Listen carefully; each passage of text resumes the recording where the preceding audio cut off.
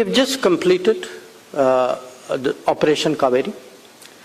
I mean, if there's still somewhere some people still stuck, obviously we would make that additional effort. But remember, Operation Kaveri was not a one-off. It was a particularly complicated operation. For various reasons, we were hesitant to speak about it too much in public. It wasn't just probity and a sense of responsibility. I was actually genuinely worried that if we highlighted the predicament in which our people were, we would be putting them in danger. So during this period, from April 15th, when it started, we've been working very, I would say, efficiently, but very much with not too much details in the public domain. In many ways, you can contrast it with some of the earlier operations. Now, in the case of Operation Kaveri, we brought back almost 4,000 people, and broadly, about 11–12% of them were inhabitants of Karnataka state. This was done using the Air Force. There were 17 flights. We used the Navy. There were five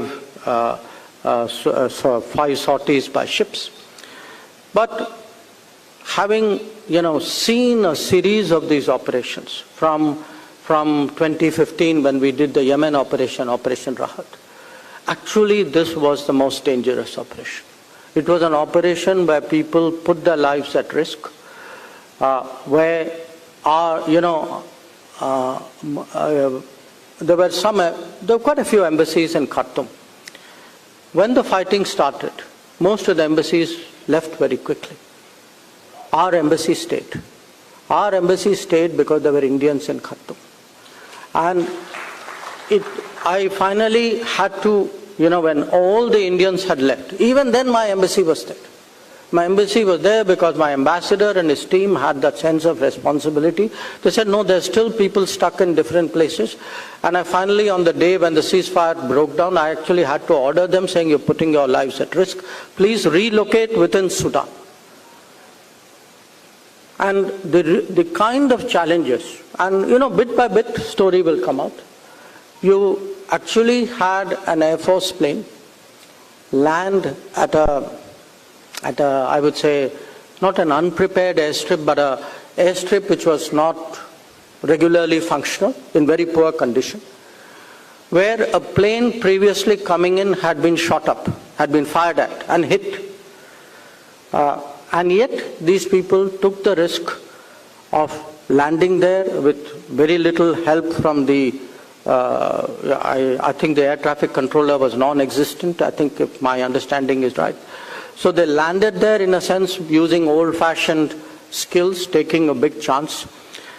And, to me, whether the courage shown by the people landing was only matched with the courage shown by the embassy staff on the ground, who had rounded up the people and taken them there through very difficult circumstances so that they could be very quickly loaded on the plane, and the embassy people came back. And those who left. Now, I say this to you because, sitting here, and sometimes, as I said, there are times we can speak about it, we can share details.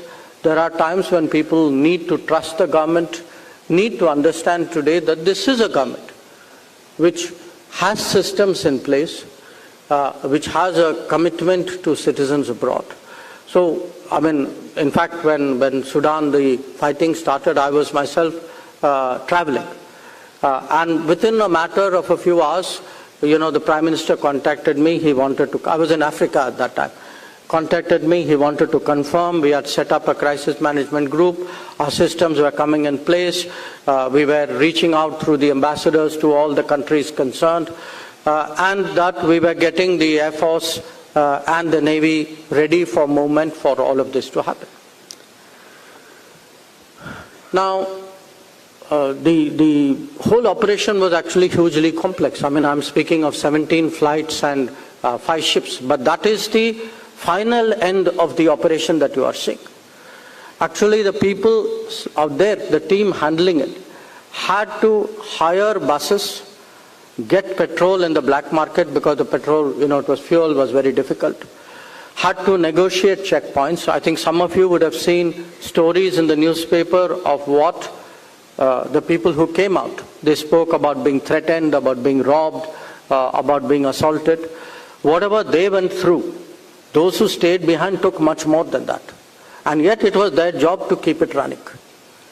And, during this period, I would say maybe we hired 60 to 70 buses. And people actually, the last lot of people traversed through the length of Sudan to finally reach the port through a very long route because they were avoiding the fighting.